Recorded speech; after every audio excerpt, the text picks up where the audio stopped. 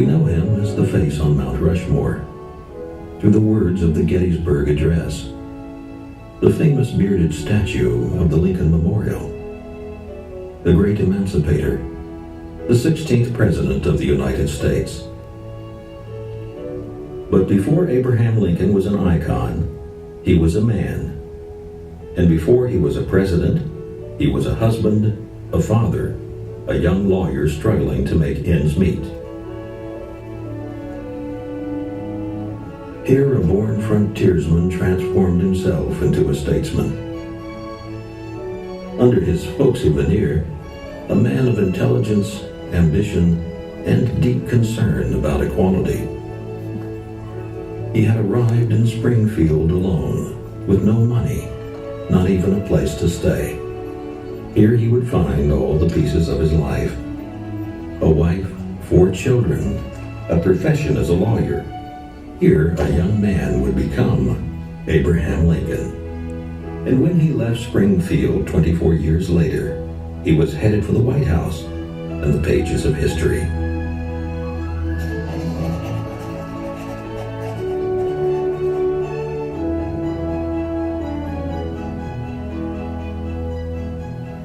The year was 1837, and a young Abraham Lincoln was riding towards his future. Lincoln had already tried many of the jobs the frontier could offer: carpenter, postmaster, soldier, and surveyor. Now he was hoping for a new start in Springfield, with a law license and unbound ambition. Like Lincoln, Springfield in the 1830s was just getting started. It was a town on the edge of the prairie, with a few brick buildings, no paved roads, and hogs roaming the streets.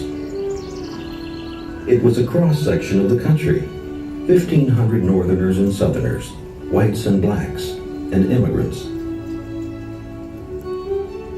Thanks in part to Lincoln's work in the Illinois legislature, Springfield had been voted the new capital of Illinois.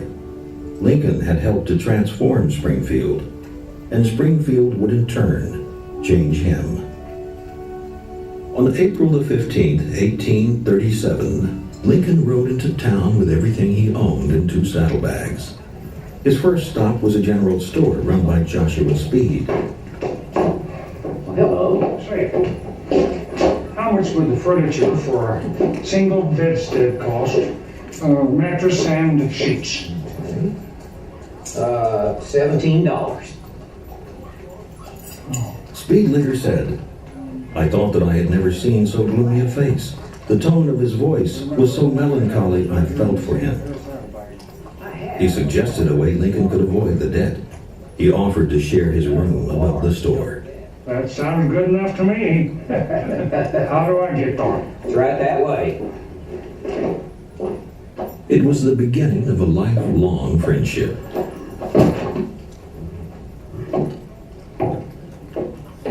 Well, Speed, I move. The young Abraham Lincoln was off to a good beginning.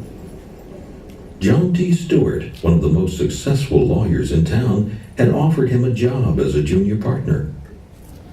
Stewart hoped to win a seat in the U.S. House of Representatives, so Lincoln took over most of the legal business. It was a crash course in litigation. But Lincoln also loved politics. He was serving his second term in the state legislature as a representative of the Whig Party, making a name for himself as a forceful speaker. His low-key, easy-going, common-sense style appealed to many, and he soon found himself at the center of a growing group of friends. In the evenings, they would gather together to swap stories and talk politics at Speed's store. Jones, we were out hunting the other day. Jones or something. But something was missing. Mary Todd was the daughter of a well-known Kentucky political family. She had come to Springfield to live with her sister Elizabeth. When Lincoln met Mary, he was captivated by her looks, her ambition, her sassy intelligence, and her understanding of raw political power. The year was 1839, and Abraham Lincoln was dumbstruck. Mary's sister said, Lincoln would gaze on her as if irresistibly drawn by some superior power. He never scarcely said a word. Elizabeth thought they were a terrible match. But Mary saw a spark there that her sister did not. So, how you been, Anne? Good. Looking forward to getting out of the house for a little while. Me too. And soon she and Lincoln were going out together, talking about marriage, until the day their engagement fell apart. Some said it was due to Elizabeth's disapproval. Some said Lincoln feared that without any savings, he would not be able to support his new wife the way her family had. Whatever the case, Lincoln fell into a depression. He remained in bed for days, cared for by his friend Speed. Lincoln wrote, "I am now the most miserable man living." But by the next year, Lincoln and Mary had started courting again. I don't know what to say, but And by the fall, he considered marriage again, even though he had a bad case of cold feet. He wrote Speed, You have now been the husband of a lovely woman for nearly 8 months. Are you now, in feeling as well as judgment, glad you are married as you are? And with this ring I thee wed. Speed must have had the right answer, because a month later, on November the 4th, 1842, Abraham and Mary wed. Lincoln placed a ring on his wife's finger. I now pronounce you man and wife. Inside he engraved, "Love is eternal." They started out living in a rooming house called the Globe Tavern. But the city was expanding in all directions, and so was the Lincoln clan. With the birth of their first son, Robert, they decided to move. Lincoln purchased a small cottage in 1844 from the preacher who had married them. Recently built at the corner of 8th and Jackson, it was a simple 1.5-story home. The cost, $1,500. Oh, this is wonderful. yes. But to provide for it and his growing family, including a new son, Edward, born in 1846, he would have to work in earnest. Lincoln set himself to his career with a passion. He wasn't just a lawyer. He was a circuit-riding attorney on the 8th Judicial Circuit. That meant that he traveled from town to town all through central Illinois, going from one case to the next. Lincoln would be gone for 3 months at a time, twice a year, leaving Mary alone for long periods to run the home and care for the boys.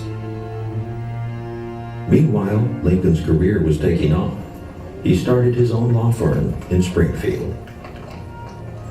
Juries liked Lincoln's down-home conversational style in the courtroom. He developed a gift for making words flow and a reputation for diligence and hard work. Lincoln's skills became evident as he appeared more and more before the Illinois Supreme Court. Leaders across the state began to notice this young lawyer. Private property is Combining politics with his legal business, Lincoln was starting to build alliances at courthouses across central Illinois. And it was just about to pay off. Lincoln's public speaking and the connections he had formed both at work and through his wife's family convinced him to run for a seat in the U.S. Congress. And when he won a solid victory and became a congressman, it was the biggest step of his young career. The young Lincoln was thrilled to head off to Washington. He brought his family with him. But they soon decided that Washington wasn't really a place for a young family. Abraham packed Mary and the boys back to stay with her parents in Kentucky and knuckled down to work. He voiced opposition to the Mexican War, but was soundly criticized for it. He proposed a bill to abolish slavery in Washington, D.C., and got nowhere. Missing his family, he wrote Mary and his sons heartfelt letters. When you were here, I thought you hindered me in attending to business. But now, having nothing but business, it has grown exceedingly tasteless to me. The strain of their separation was evident in Mary's letters as well. How much I wish instead of writing we were together this evening. I feel very sad away from you. I must bid you good night.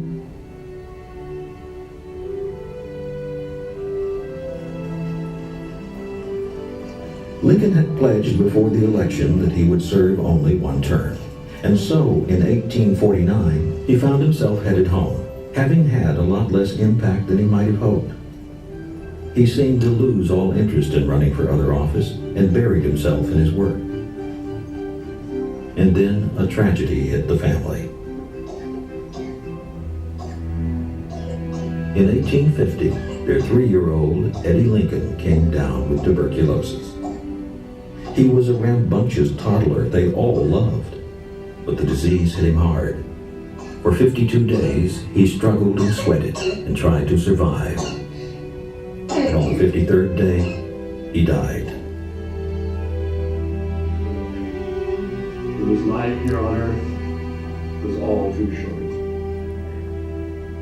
The funeral service was held in the Lincoln home. And that someday you shall join him. Abraham and Mary were devastated. Though I walk through the valley of the shadow of death, I will fear no evil. To fill the void in some small way, the Lincolns had another baby, their 3rd son, William. Another son, Tad, would follow soon after.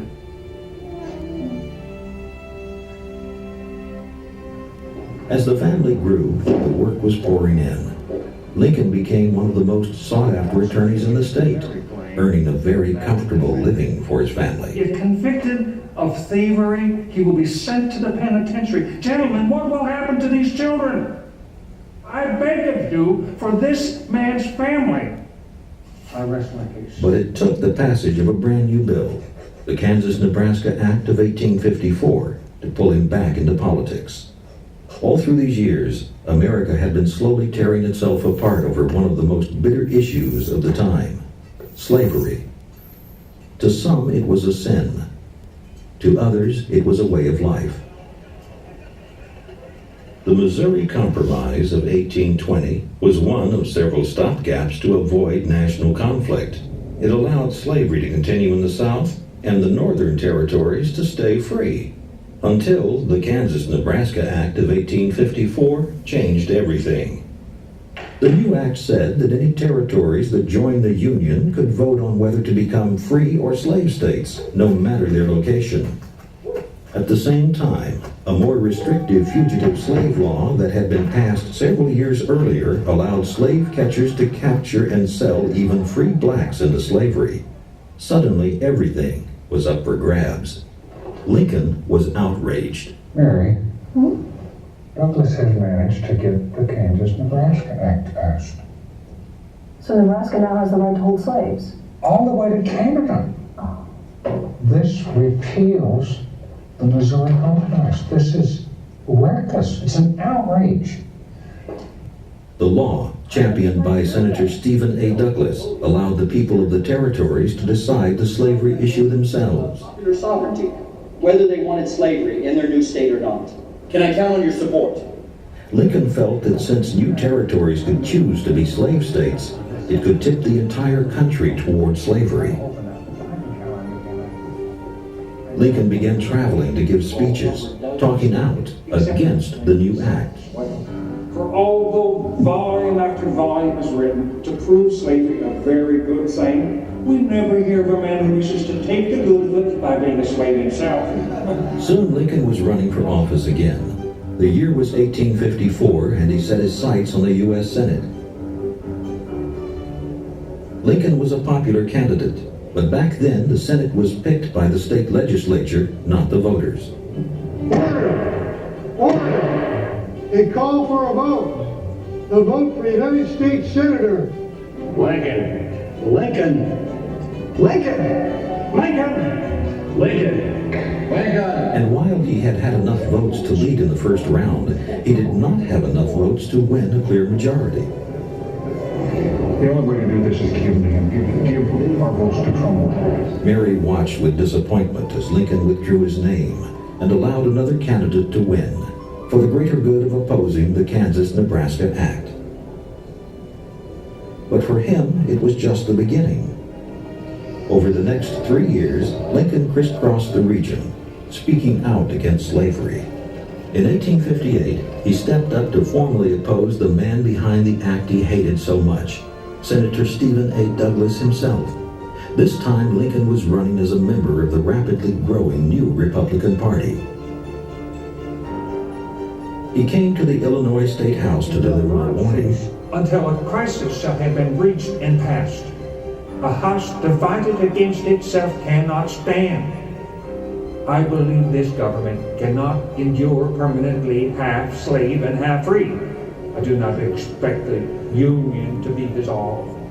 I do not expect the house to fall, but I do expect it will cease to be divided. For the first time, Lincoln was stepping onto the national stage.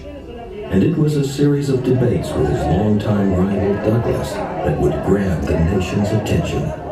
7 debates in 7 towns. I hold that the Negro is not and ought never be a citizen of the United States.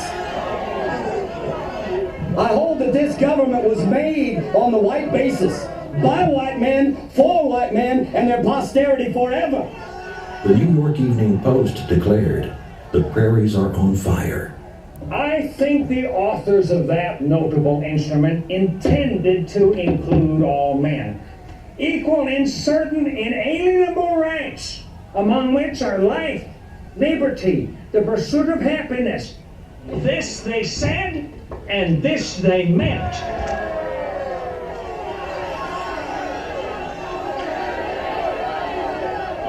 Lincoln's Republican Party would beat Douglas's Democrats in the popular election by over 4,000 votes. But Lincoln would lose once again in the state legislature. Order! Order!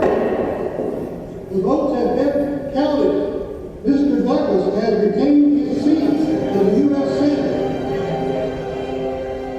But Lincoln would not give up. For the next 2 years, he traveled the country giving speeches. The cause of civil liberty must not be surrendered, he said, not at the end of 1 or even 100 defeats. If the debates with Douglas put Lincoln on the map, it was a speech at New York's Cooper Institute that would mark his arrival as a national figure. If our sense of duty forbids this, then let us stand by our duty fearlessly and effectively. Let us not be slandered from that duty. Let us have faith that right makes might, and in that faith, let us dare to do our duty as we understand it. It was a remarkable performance. He had taken a crowd skeptical of this frontier politician and turned them into cheering fans.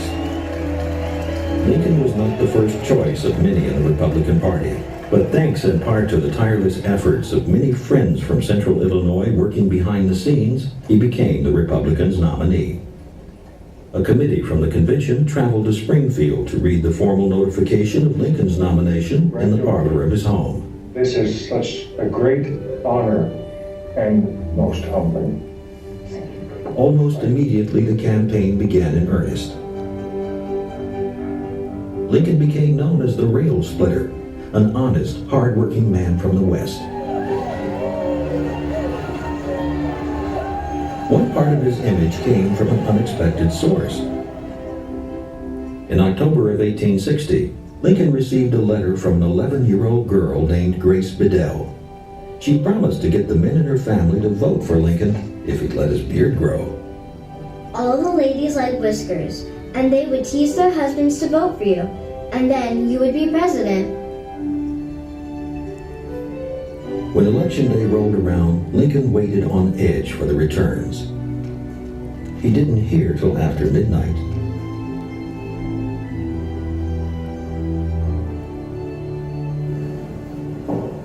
President-elect Lincoln, you've won New York. This is wonderful, gentlemen.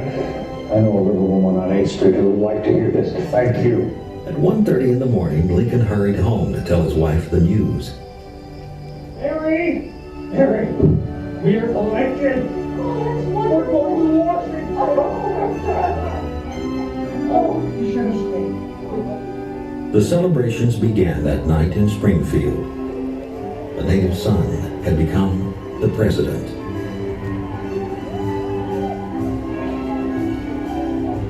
But there were not celebrations everywhere. With 4 candidates for president, Lincoln did not win the majority of the popular vote. And in some parts of the country, as the votes were being counted, he was subjected to negative portrayals in many newspapers. Just 6 weeks after his election, the first state would secede from the Union. Even as Lincoln was preparing at his home, working to formulate his new administration, the nation was falling apart around him. Lincoln was under extreme pressure to compromise with the South, to give in on the slave issue to save the Union. What should have been a period of celebration was a tense time, a time of uncertainty, as Lincoln held his ground. He wrote, "If we surrender, it is the end of us and of the government."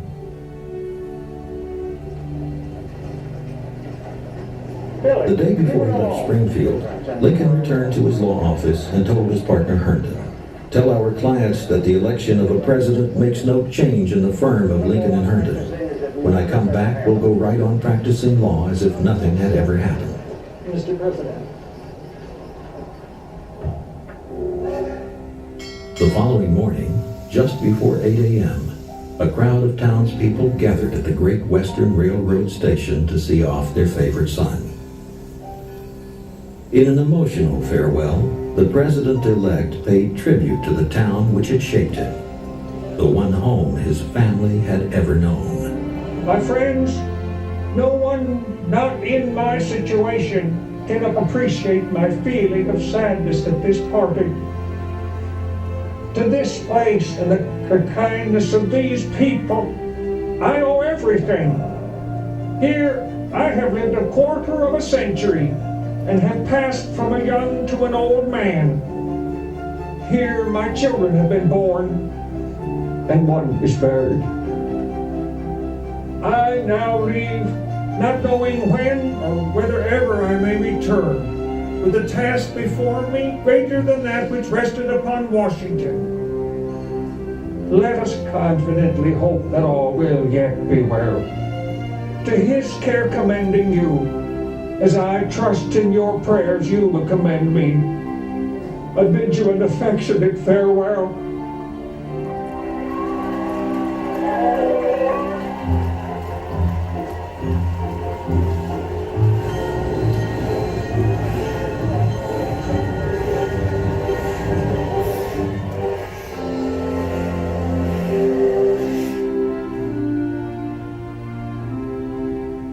Lincoln was leaving his home of nearly 25 years to lead a divided country.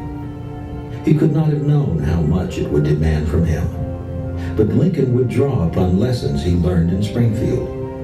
4 years of bloody civil war would test his strength, his determination, his ability to handle tragedy, and keep on going, ultimately staying the course to guide the nation toward a new birth of freedom